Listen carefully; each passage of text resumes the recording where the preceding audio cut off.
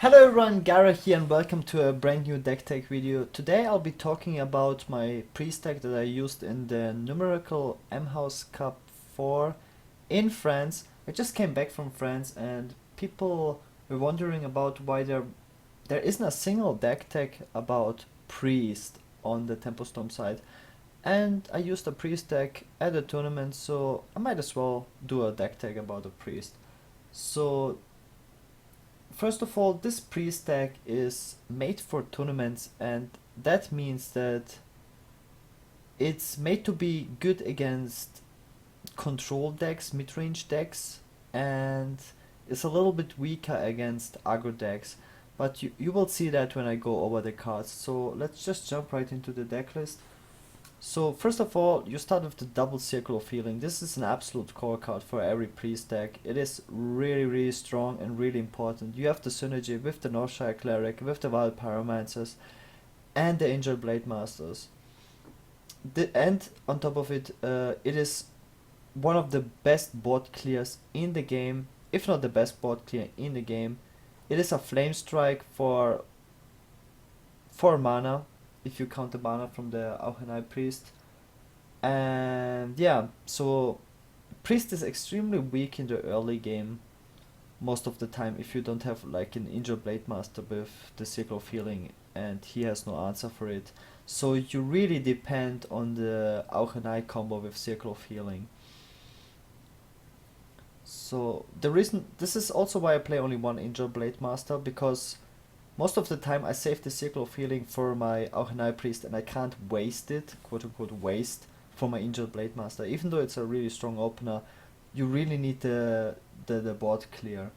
And on top of it, I don't play the Holy Novas, because sometimes you're stuck with so many situational cards in your hand. You rather have minions, and Holy Nova is a really slow board clear, and most of the time it's not even a board clear. You have to combo it with the Wild Pyromancer, and that is already a 7 mana combo. It's really slow. So I really depend on the Auchenai Circle of Healing board clear combo for 4 mana. It's really fast and really strong. Power Word Shield. It's a card draw for 1 mana, and you get 2 health on a minion. It's extremely strong, really efficient card, really strong card. You will see this card being played in every single priest deck. The same with Circle of Healing.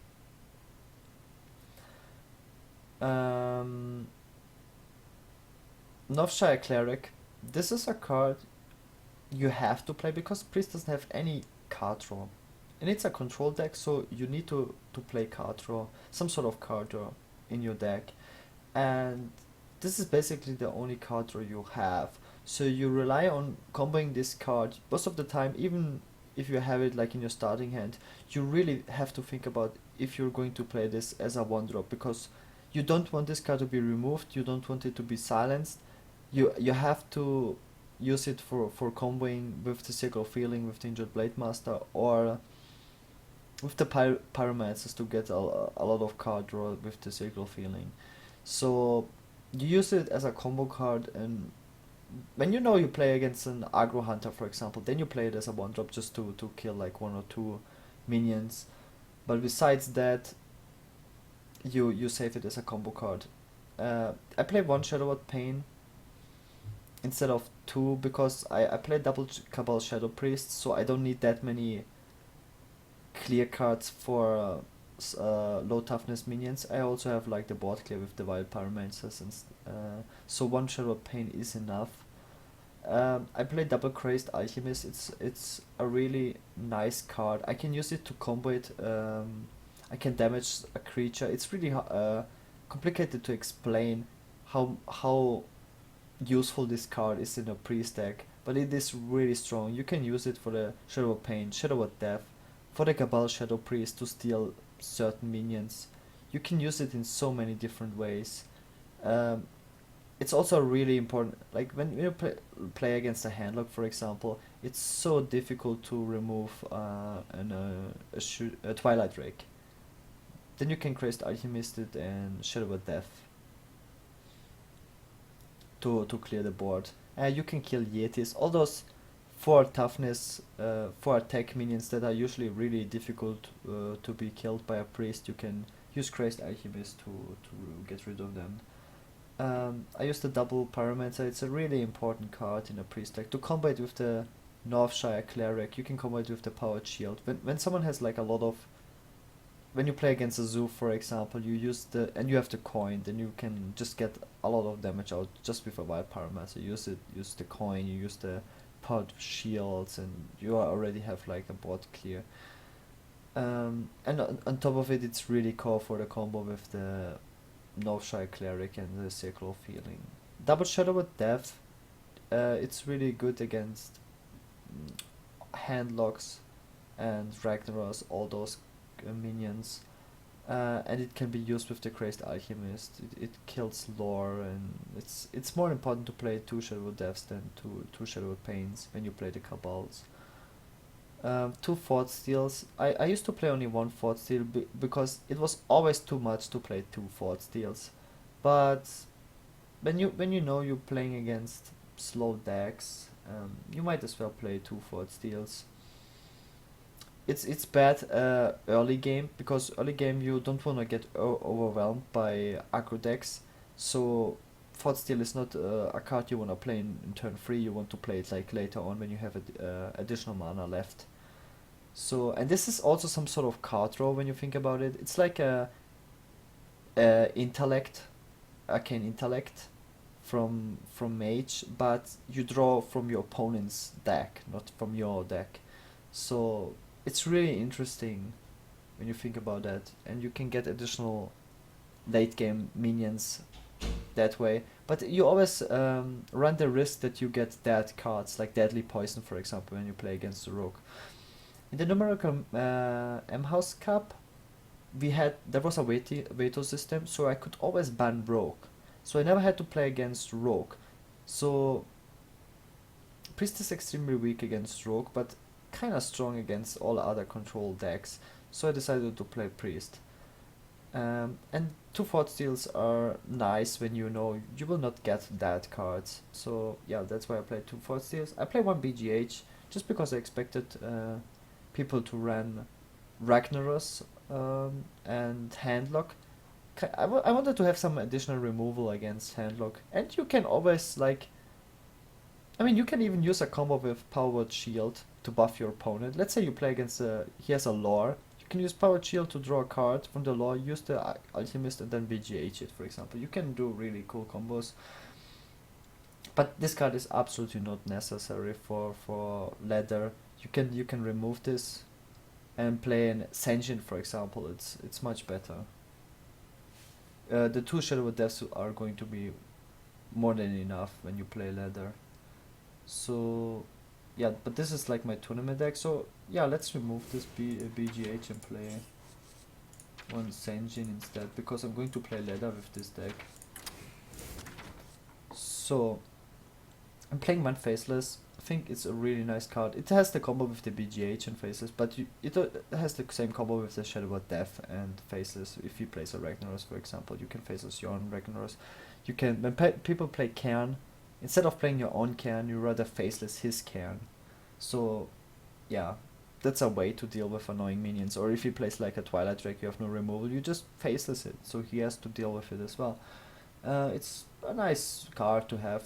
I don't want to play 2 Faceless because Priest has many combo-ish cards, so you don't want to be stuck sometimes with 2 Faceless in your hand. It's in general a really good card against control decks. I play Double Holy Fire. It's really important because I don't play Holy Nova as well, so I'm kinda lacking heal in my deck. Yeah, for myself, and it's also really good against Freeze Mage. It's also a card that kills Yetis, for example, and you don't really have something if you don't want to use your Crazed Alchemist Shadow of Death for a Yeti, so you have a nice removal. The thing about Priest is when a Priest comes into late game, 10 mana, 9 mana, he is one of the strongest control classes in the game with the mind control, and that's basically how you play Priest. You want to stall the game as much as possible, not be too low on health that you die to a Force of Nature Savage Raw combo or some other bursty combo, and that's also why the Holy Fire is really important. I play the one Earthen Farseer as a heal, one additional heal, and I play one Injured Blade Master. Because I explained it earlier, with the auch eine Shadow Priest Circle Field combo for board clear, I rarely use it for my Injured Blade Master. Against certain matchups, it's still really strong. So against Druid, for example, if you place like a Druid, in, you know he will not play many minions. So you want to have the Circle of Healing Injured Blade Master, and you know he can't really get rid of it. He doesn't have a Hex or a Sheep, or for example, it's really situational. You want to have different combos against different decks. Against the Shaman, Injured Blade Master Circle of Healing is, for example, really weak because he just hexes it, so he gets a 2-for-1. Then you want to have the Circle of Healing with the Auchner Priest. And there's more decks where you need this combo than the Injured Blade Master Circle of Healing combo. That's why you play only one. Why I play only one Injured Blade Master. I just explained the Senjin over the BGH because I'm going to play ladder with this deck. To Cabal Shadow, it's my absolute favorite card. You stall the game, and you have the coin, you stall the game, you use your Shadow Paints, you use your Pyromancers. And then, when there's almost everyone plays Harvest Golem, for example, or Loot Hoarders, you will always find a target to steal with Cabal Shadow Priest. And this is how you get the advantage with a Priest. You don't have that much card draw, you don't have crazy efficient cards, but with cards like Cabal Shadow Priest, you take over the board control, and sometimes you combo it with the Christ Alchemist. For example, he plays a Cairn, you have a Farseer on the board, you attack his Cairn, you Christ Alchemist, and then you steal his Cairn. You can do stuff like that. It's really strong, and it's not that rare that you actually do that. And this is how I play Priest. But you will see that when I actually play it and show some games. Sylvanas, it's one of, if not the strongest card against control decks. That's why I play it. Black Knight, self-explanatory, gets rid of taunts, you regain board control. One Baron Geddon, this is something, it dies to BGH, which is really weak. But at the same time, since I don't play 2 Holy Novas, I decided to play one more Baron Geddon just to be strong against Shamans. I'm not 100% sure about this card. Might as well remove it and play 1 Holy Nova instead, but I kind of wanted to have just one drop, like 1 minion that actually is able to attack and kill stuff. I play 1 Ragnaros as a finisher. It's a strong card. It's good against aggro decks, and yeah, it's also good against rogues if you have to play against them. Just a really strong card overall. It dies to BGH, but yeah, that's basically it. Or to a Faceless. So most of the time you play Ragnaros when you have already the board control, not on an open board, because you're extremely weak. To an opponent, Ragnaros. But even if your opponent has an Ragnaros and kills your Ragnaros, you have your Shadow of Deaths, you have your mind control afterwards. Or your Sylvanas. One mind control, just to this is the absolute win condition. You take over one of his biggest minion. Let's say you play against Paladin, he plays Tyrion, you just take over his Tyrion, and that is such a crazy advantage. Also against Warrior or Ram Druids, mind control is a really crazy card. So that's the deck. So let's just jump right into some ladder games and see how we are going to do with this deck on ladder. As I said, it's mainly a tournament deck, but yeah, it can be used on to climb ladder. It will not have as high of a win ratio as, for example, Miracle Rogue or Fast Druids or Zoo, but with a lot of practice. And the thing about Priest is you really have to make the deck good for the current meta. You have to adopt, and you can always change cards. Like if you need more taunts, for example, you can remove like a Farseer for another Senjin or for an Argus. It really depends. If you have too many late game cards, you kind of have to switch around if you want to have more heal, more Shadow Pains. I kind of adopt my deck all the time when I play Priest. So this is not like the ultimate Priest deck, but it's a really strong deck. And yeah, let's just jump right into some games.